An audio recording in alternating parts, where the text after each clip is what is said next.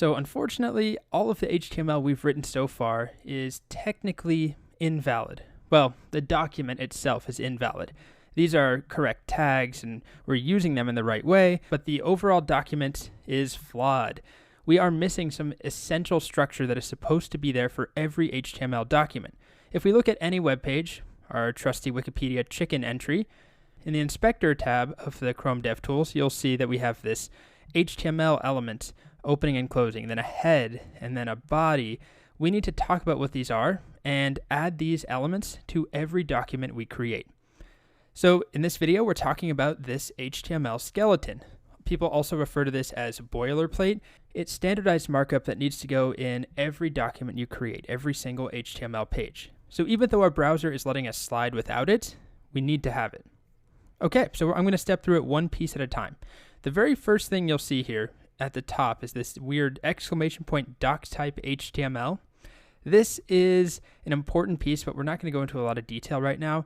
Think of it as a flag to your browser that indicates we're using HTML5. Now, we haven't talked about what exactly HTML5 is. That is something we'll cover when we talk about semantic HTML. But it's basically saying I want to use the latest features in HTML. So we put that at the very beginning. So I'm going to add that here. You can see it actually gives me a suggestion, VS Code does. So if I want that, I can just hit enter, or I could type that all out myself, although honestly I rarely do type it out. So we're not going to see a difference at all right now. If I tried to run this or refresh the page, nothing really changes. Next up, we need to add in our HTML element. So we could read about this element on MDN. The HTML element, also called the root element, represents the entire top level element of our document.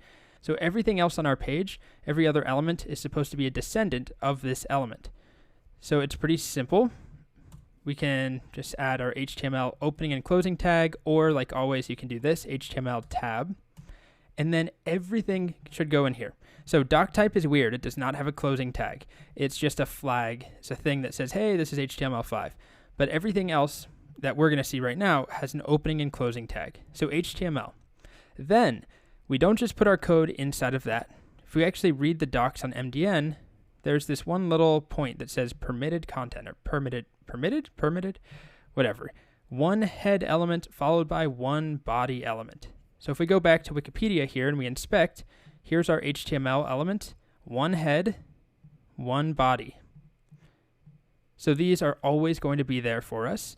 Let's start with what the head is. The head, also called the document metadata element, contains basically things that don't show up on the page. So not any of these elements that we've created so far. None of these go in the head. Instead, it's all metadata, information about your web page, any scripts that you're loading. Once we get to CSS, this is where we'll include our style sheets and our CSS. So nothing that actually shows up in the document itself. It's all meta information. So we're going to add that in right here inside of our HTML element head, just like that. Okay? You don't have to indent or anything like that. I like to, but you'll see some people who just do it all like this. Anyway, we have our head, and we don't really have a lot that goes in there yet. Eventually, we'll learn how to include CSS and JavaScript and different fonts and icons and other assets that we need to do or we need to include in the head. For now, I'm going to show you one other thing, which is the title element.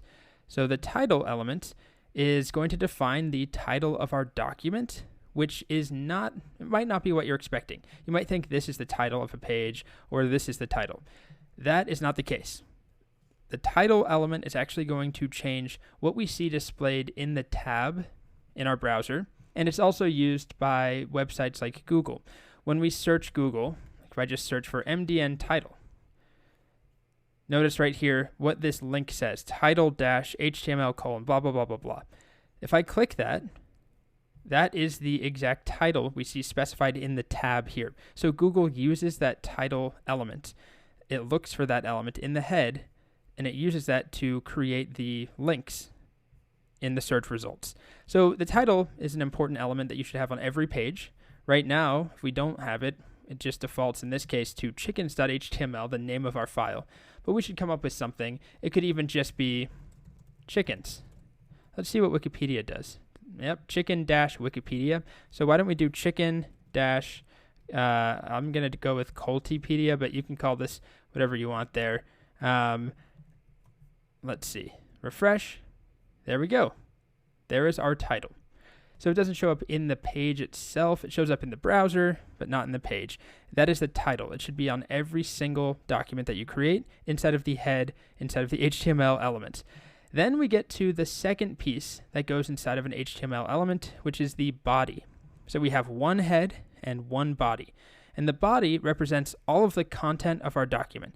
There can only be one, and it includes, or it can include, any of the elements we've learned so far. It's where we would put everything we've typed. So our H1, our paragraphs, everything. If we go look at Wikipedia, expand the body, this is all of the content of the page. All of the text, all of the sidebar, all of the navbar, everything is in the body. So I'm going to add that in here below the head. Once again, I can type it out, or I can just type body tab, same thing. Then I'm just going to cut all of my content right there and put it inside of the body. Perfect. All right. So I could indent this and make it look nice. I'm actually going to show you a trick in the next video, but it doesn't really matter right now. This is valid HTML at this point. And if I refresh my page, everything looks exactly the same. But if we inspect, we see now that we've got our HTML, our head, and our body. We've got our title showing up. And this is something you'll do for every single page you create. In fact, it's done so often that there's a shortcut to generate this basic skeleton, this boilerplate, inside of VS Code. If I just cut all of this out for a moment, if I type exclamation point and hit tab,